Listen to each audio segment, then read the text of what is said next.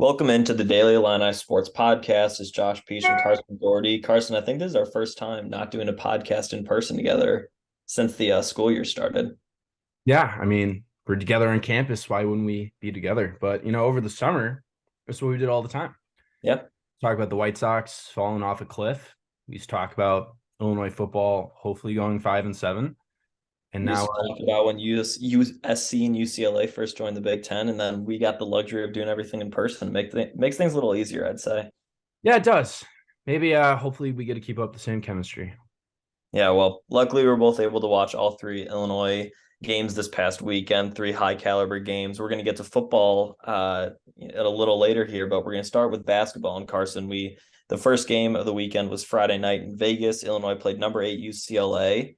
And, despite a shaky first half and a terrible start to the second half, they pulled it out. They won 79-70 against a very well-coached and talented UCLA team. And I don't know about you, but my expectations were Illinois probably wasn't going to, win a game throughout the whole weekend so to see what they did against the Bruins, I think was really encouraging for the future. Yeah, dude, it was pretty incredible seeing Sincere Harris's impact coming off the bench.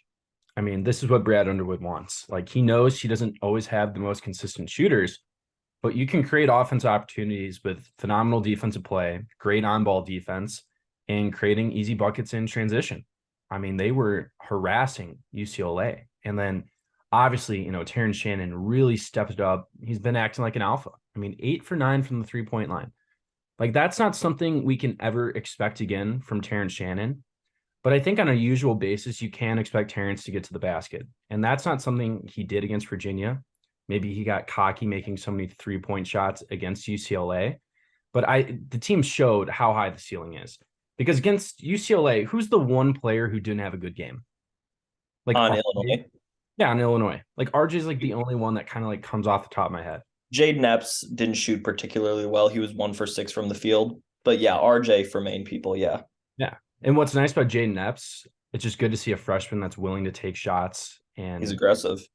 He's aggressive. Like, we're not seeing that with Jaden Epps. We're not seeing that, Sincere's not getting the minutes. Ty Rodgers can't shoot. So in the long run, like, it's nice to see Jaden Epps get more confident, Yeah. And that's another guy who didn't have a great tournament in general was Ty Rodgers. But I was really impressed, Carson, with the fight of Illinois because besides Coleman and RJ, the 8 guys that got playing time were all new guys, right? So you see Illinois down 37-28 at halftime, and then UCLA goes up 44-29 to start the half. And I was like, all right, well, this is it. Like, it was fun for 20 minutes. I would have liked to hang in there for 30 or 35 minutes. Then Sincere Harris comes in, right? Gets a few steals, gives them some momentum to score in transition. Illinois speeds up the pace. They start full court pressing. All of a sudden, Illinois is winning by 4 or 5, and they hold on the rest of the game. Like, I was really, really proud of the fight of a team that hasn't played a real game as a group together, right? You have transfers, you have freshmen all making an impact. And it was really everyone, too. Coleman had 7 assists. Matt Mayer had 11 points and 5 assists. The defense stepped up. Sky Clark ended in double figures. We've talked about Terrence Shannon.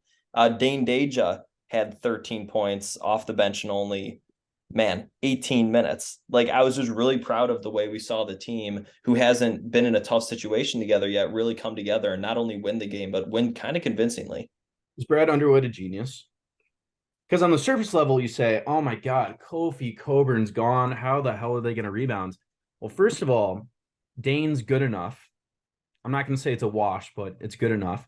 And then you got guys like Terrence, Matt Meyer. Like, he has built this team to have a surplus in height in every single position. Like, look at the weights, look at the guards. Dane is an immovable object at times. Like, this team is going to be fine with the rebounds, and that's what they needed. Yeah, I wanted to ask you about something that Brad started the game with, and that's what we saw, in the first 3 games, and that was the switch everything defense, because the way UCLA was able to score early in the game, especially early in the second half, was with guard Tiger Campbell, and then the big man, I'm going to mispronounce his name. I think it's Jaime Jaquez, I think is the way he pronounces it. But Jaquez had 20 and Campbell had 22. And especially early in the second half when they went on that run, it was those two playing pick and roll.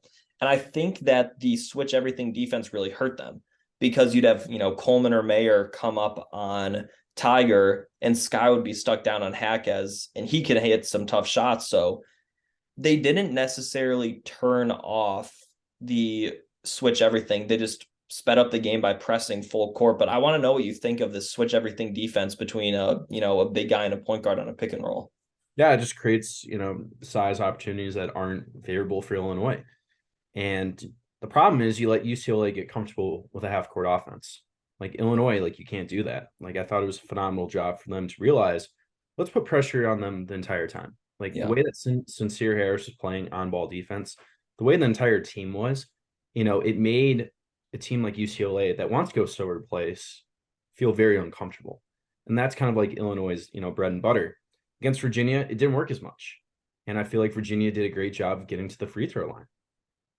Yeah, I think that Virginia took advantage of not only being a more mature and older team than Illinois, but a more physical team, right?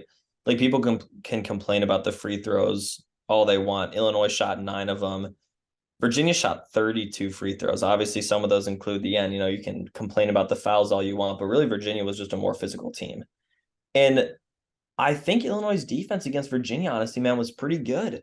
Like Virginia's got some really good players. Like I credit Brad for the UCLA game, making an in-game adjustment and going to the full court press to pressure him, because one of the problems we've had with Brad in the past, right, was that he wouldn't make in-game adjustments.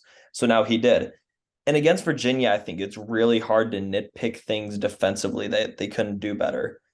But like you said, they have the size advantage on most teams, and going 6'3", 6'6", 6'7", 6'8", 6'9", your starting lineup, it's going to give you an advantage over most teams, which worked in the second half against UCLA. So I think still the biggest problem is our offense, because you look at Terrence Shannon, he went 8 for 9. That's fantastic. But the rest of the team only shot 25% from 3-point line. Yep. What if Terrence has a fine game? What if he only scores 15 points? Do they beat UCLA? See, I'm not too sure, because he really put that game away. And I'd argue that that's exactly what happened against Virginia, because if you remember, Illinois was up by at least a couple points against Virginia with the under 4 timeout. Sky Clark fouls a 3-point shooter and Virginia takes the lead. Who was there to score for Illinois? No one. Not a single person. Jaden Epps forced shots. Sky Clark, Coleman Hawkins all forced shots. And without Terrence Shannon being able to do his thing, after the best game of his life, pretty much, they couldn't score. And the other thing that I'm concerned about with the offense, and this happened late game too, is the turnovers. That was really bad. Yeah. Well, we saw it against UCLA too. I mean, Sky Clark had a super rough first half. He was forcing passes to Terrence Shannon. Then he played well in the second half. But yeah, I mean, Brad said after the game about Terrence Shannon, he's like, don't forget what your bread and butter is. Yeah. Like the reason why we wanted you here is because you can be a physical force down low. Mm-hmm. The fact that you can get 19 free throw attempts against Kansas. Granted, against UCLA, he scored 24 points from shooting 3-point shots. Only 5 of those points were not from 3-pointers. Yep. So maybe that got in Terrence's head that he's trying to become a shooter for the NBA. But if this team wants to have a sustainable path to victory, like Terrence Shannon's going to have to try to pound it inside. And yeah. I think Brad's going to get that across to his team. I really can't complain about the weekend, though. I mean, I expected 0-2. They played great against 2 top 15 programs. Yeah, this is what, I was talking with my buddies, my father, about after the games. The defense is going to be fine. We're not going to, face many teams where the pick and roll can kill us because of our size advantage. And even if we do with the switch everything, Brad did a good job of, picking up the pace, full court pressing, maybe double teaming. So I'm not too worried about that. The offense did not click. Like we said, UCLA, it was all Terrence Shannon. For a little bit against Virginia, Jaden Epps was doing well. Dane, had an okay game. Terrence didn't have it. And Illinois still only lost by 9 points to what is now a top 5 team in the country. So I really think, like I said, defense is going to be fine. Brad has set this team up as a long, athletic, strong team that can play defense once the offense clicks. So once the turnovers, lessen a little bit, some guys find their 3-point groove, and people just learn to play together and develop some chemistry, I really think that Illinois is going to be a tough out in every single game this year. Like this, it really all depends on the offense. Yeah, I think Jaden Epps and Terrence Shannon, those are 2 X factors, because I don't expect Sky Clark to contribute that much. I think Matt's always going to be streaky. That's what he was at Baylor. Coleman never created his own shot down low. Like, it's going to be up to Jay Epps to become a consistent scorer. It's going to be up to Terrence Shannon to always get to the free throw line. If those things happen, yeah, sure, this Illinois team can do pretty well in March. I wanted to ask you about Coleman and RJ because those are the two returning players that Brad actually puts on the court, and he alludes to them as veterans, which I think is an interesting way to put it. Yesterday or Sunday for that matter against Virginia, RJ started off hot with 8 points and he didn't score again. Coleman had 10 points and he was kind of efficient, but he wasn't taking the best shots. And like you said, he didn't create his own shot. So what are we supposed to expect from these two? Like if RJ and Coleman can't create their own shot at some point this year, like can Illinois actually reach its peak, whether that's, Final Four, Elite Eight, Sweet 16, or like is that really going to hold Illinois back? I don't know. I think RJ is a glorified role player. I think Terrence Shannon's just a better version of him. Yeah. I definitely think RJ expected a bigger role coming into the year, like especially after the Houston game next year. Like last year, this is supposed to be his program. Well, now you got a lottery pick probably on the team. You got a bunch of freshman guards that are trying to make their mark. For RJ, he's got to start making shots so he can stay in there because this is a pretty deep rotation. Like if you're not contributing, you're going to get kicked out. And with Coleman Hawkins, he's never been an offensive force. Like we get fooled every year at the beginning. In reality, he's a very lengthy, good defensive player. He can occasionally make a three-pointer, but he's never really been that strong down low. So it's going to be the Dane show, scoring 15 points in the paint. It's going to be Terrence trying to be a two-way threat. It's going to be Jaden Epps making some three-point shots. Those are the guys I'm expecting. I don't think Coleman cares about scoring. In reality, I feel like Coleman has the ball in his hands too much because he's sometimes a turnover machine. Like, I understand that he's a good passer when he's in a stationary position, but he looks clumsy when he dribbles. It worries me. Yeah, I'll give it to Coleman. I would say he's a great passer. Against UCLA, he had 7 assists. He gets the ball into Dane better than anyone. He finds Terrence. He's unselfish. And like to me, Coleman's job is he's a stretch four wing. Yeah. He's gonna hit occasional threes, like you said. He's a good passer, and he can play really good defense against a wing / a big that isn't super physical. He can't be defending, fives, like center, that's gonna kill you like Kofi or Hunter Dickinson. But what he can do is shut down a guy like Ron Harper Jr. that we saw last year. Give a guy like Jaime Jaquez, forcing him into the toughest shots possible. I even think that he'll compete with Trace Jackson Davis when Dane's not in. So I like that from Coleman. But with RJ, he's not going to lose a starting spot, and he's been given the chance to take shots because I think RJ does have the ability to be a two-way player on offense, getting to the rim and shooting the three. But until he gets to the rim, he's not going to score that much. And like you said, he expects to have a bigger role. So, but we've talked about both games. Like I'm with you. I expected to go 0-2, and Brad said it in the post game, and I totally agree. There's not many times you feel good after a loss, right? Yeah. This is an inexperienced team that lost to the most experienced team, arguably in the country in Virginia, with a top 5 coach, arguably in the league, in Tony Bennett. So I bet you if these, two teams were to square up in March, 3 or 4 months from now, we'd feel pretty good. And I think that's really encouraging from this weekend. Illinois passed the test. They can rebound, they can get to the line, they can play great, defense and not foul too much like against UCLA. Yeah. Like the sky's the limit for this Illinois team. Just get more consistent shooters and then they're chilling. Before we get into football real quick, Illinois has now got 6 teams ranked in the top 25. I think they have Michigan State, Indiana, Illinois, Maryland, Iowa. And then they have one more. I think I'm going to blank on who it is. Oh, and Purdue. They've got 6 teams. Yeah, they've got 6 teams ranked now in the top 25. Of course, Michigan falls out, which I chuckle at. But just looking at the Big Ten, do you think that the Big Ten is going to be pretenders again? Michigan State picked up a good win against Kentucky, another one against Villanova. Just what are you feeling about the scope of the Big Ten right now? And, how do you think Illinois compares to those other teams? I think there's 3 teams gunning for the top spot. It's Indiana, Michigan State, and Illinois. Those 3 teams make the threshold. I think this is a super underrated conference. I think Tom Izzo is rejuvenated. I think Trace Jackson Davis is one of the best players, in the country. I think Iowa is always going to be able to score against anyone.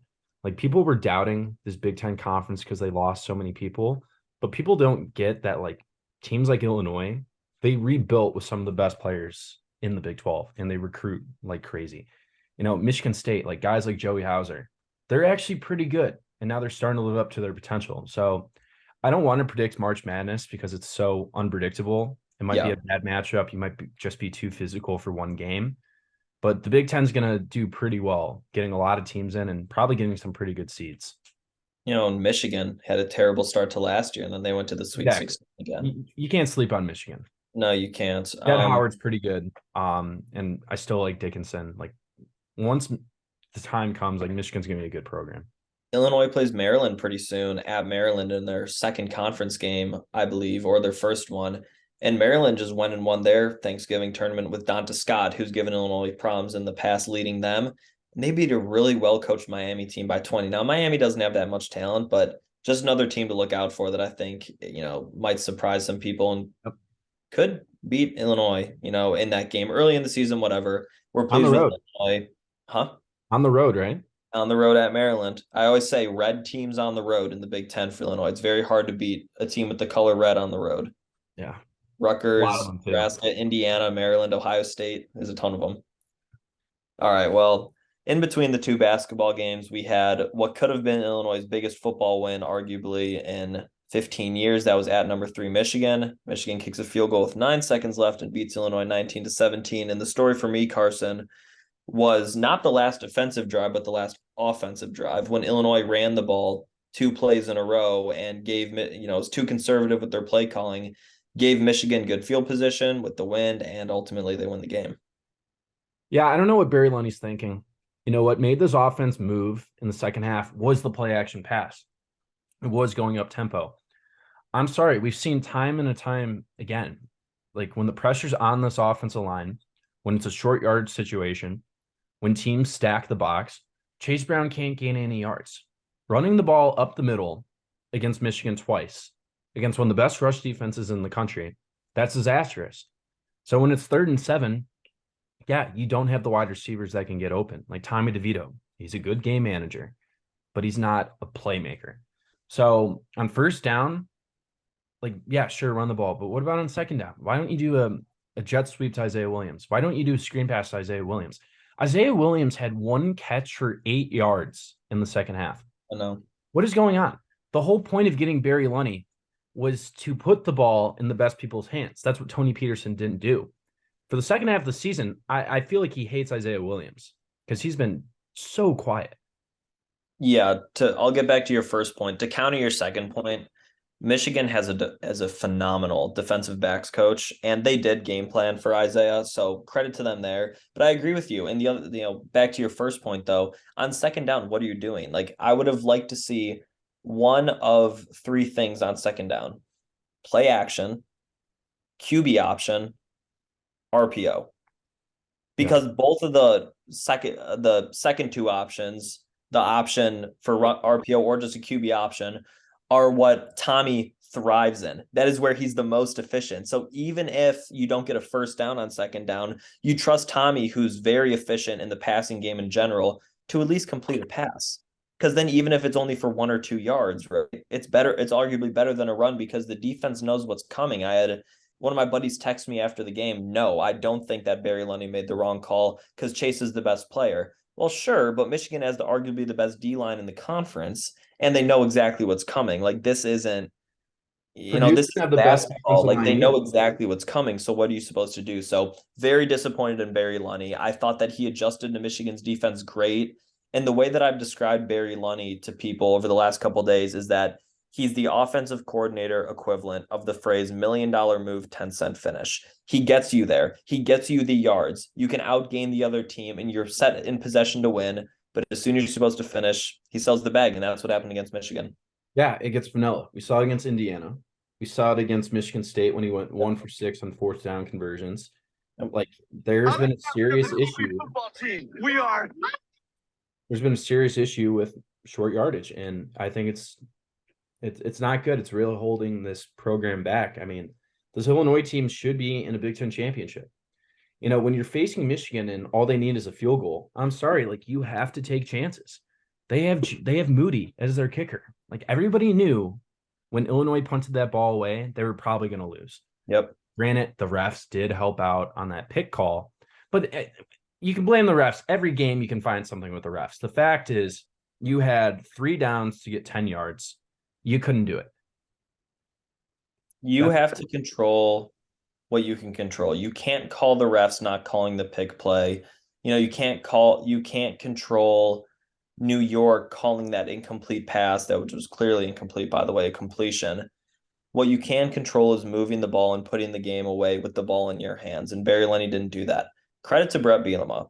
He coached after a tragedy, his mother passing away, and he called a great game. He did a good job communicating with both of his coordinators. Ryan Walters did a phenomenal job adjusting on the Michigan offense. Michigan was blessed with great field position in the fourth quarter and the wind.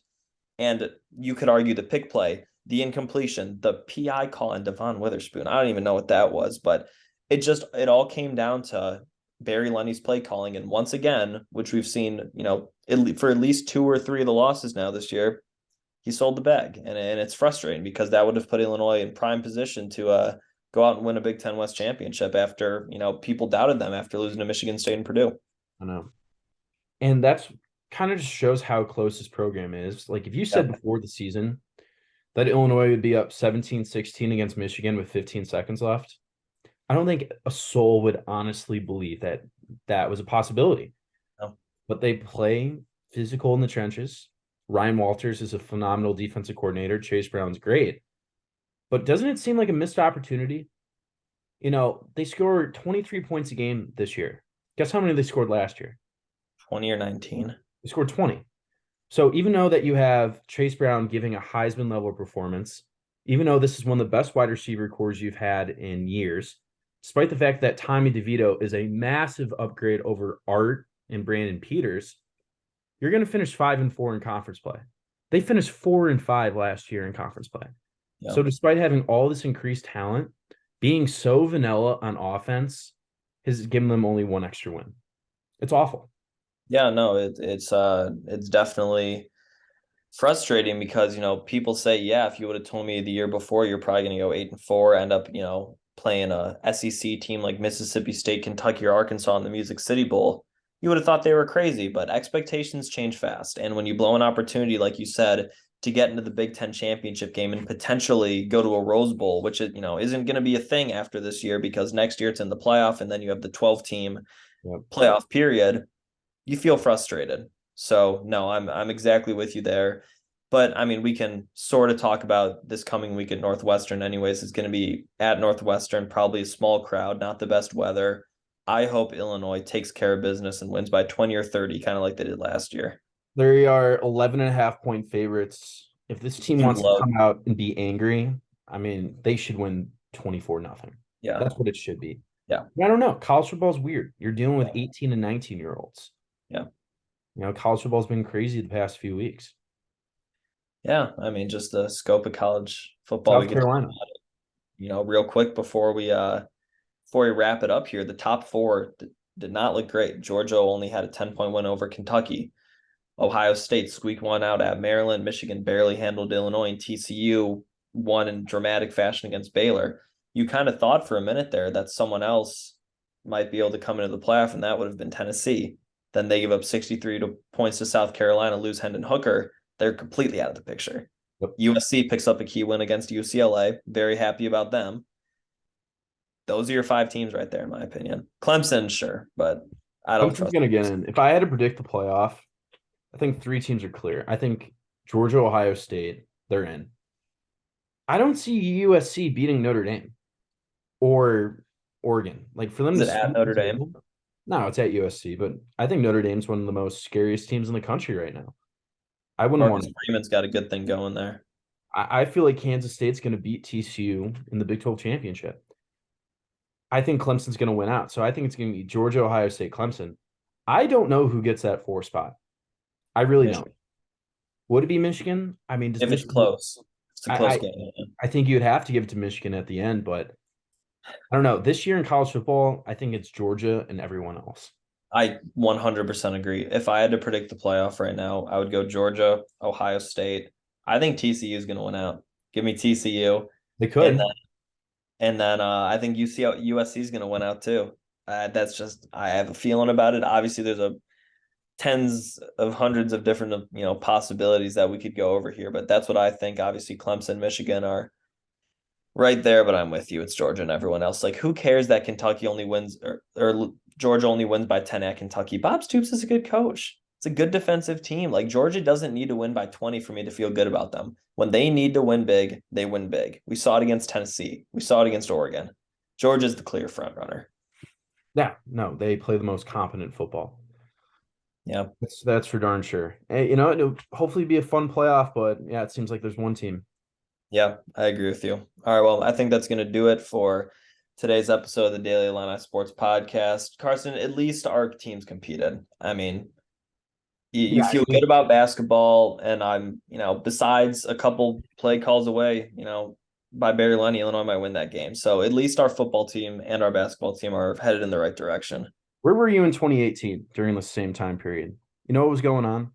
Illinois lost to Iowa 63-0, and Illinois got swept in Maui. Yep. During Brad Underwood's worst season. They went. I remember that. It was his first year. We were seniors in high school. We were.